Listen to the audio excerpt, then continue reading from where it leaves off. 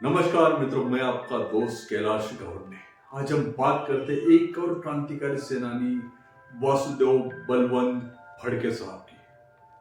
तो चलिए देर ना करें, हम जानते हैं उनके बारे में कि वो क्या थे, उन्होंने हमारे स्वतंत्रता में क्या उनका हिस्सा था। फड़के साहब ने भारत के स्वतंत्रता संग्राम के एक प्रमुख क्रांतिकारी थे। फड़के साहब, उनका जन्म लगभग 4 नवंबर 1845 को महाराष्ट्र के रायगढ़ जिले में हुआ था। उन्हें भारत के प्रथम क्रांतिकारी के रूप में भी जाना जाता है, क्योंकि उन्होंने अंग्रेजों के खिलाफ सशस्त्र विद्रोह किया था, उन्होंने शस्त्र के साथ, और ब्रिटिश साम्राज्य के लिए एक चुनौती पेश की थी। ये तो उनके बारे में थोड़ा सा शॉर्ट में, हम और थोड़ा सा आगे चलते हैं और बात करते हैं उनके जीवन की। उनके जीवन में क्या स्थिति थी, उनका जीवन कैसा रहा, उन्होंने कितना संघर्ष किया। फड़के साहब का प्रारंभिक जीवन बहुत संघर्ष भरा था। उनका मानना था कि अंग्रेजों के कारण भारतीय समाज का हर वर्ग पीड़ित हो रहा है। और मित्रों, आपको उस टाइम की कंडीशन तो पता है कि वहां उस टाइम कंडीशन क्या थी, अंग्रेज हमारे भारतीयों पर कितना जुल्म करते थे। उन्होंने अपने क्रांतिकारी विचारों को अमल में लाने के लिए अपने काम को छोड़कर, वो जो भी काम करते थे, पूरा समय स्वतंत्रता संग्राम के लिए समर्पित कर दिया था कि उस टाइम लगातार नहीं, हमको अंग्रेजों को यहाँ हमारे देश से भगाना है और हमें तो आजादी चाहिए, हमें और कुछ नहीं चाहिए, उनको हमें खदेड़ना है। उनकी प्रेरणा का एक प्रमुख स्रोत रहा 1876-77 में भीषण अकाल पड़ा था,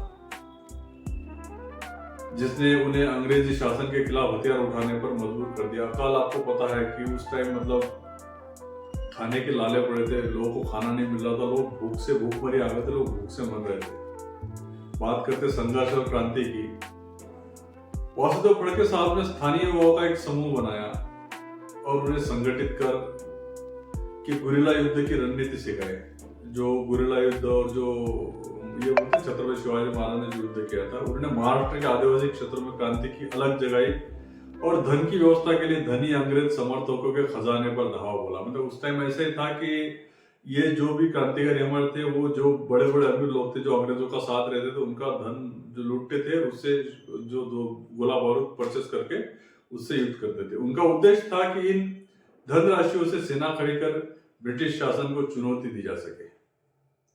मतलब क्या होता है कि उन्होंने उनका ये तो, मगर कई सारे हमारे जो लोग थे वो भी ब्रिटिश लोगों के साथ हो गए। आज भी वही कंडीशन है, ब्रिटिश के साथ मिल गए। आज हम बात करते गिरफ्तारी मृत्यु की, लास्ट में एक्चुअली ये सारी चीज करते अंततः अंग्रेज सरकार ने 1879 में संग्राम के इतिहास में अमिट है, मतलब बोलते स्वर्ण अक्षरों से लिखा जाने वाला बलिदान है कि उन्होंने कभी अपने खुद की कदर कभी नहीं की। उन्होंने जो भी किया सिर्फ देश के लिए किया।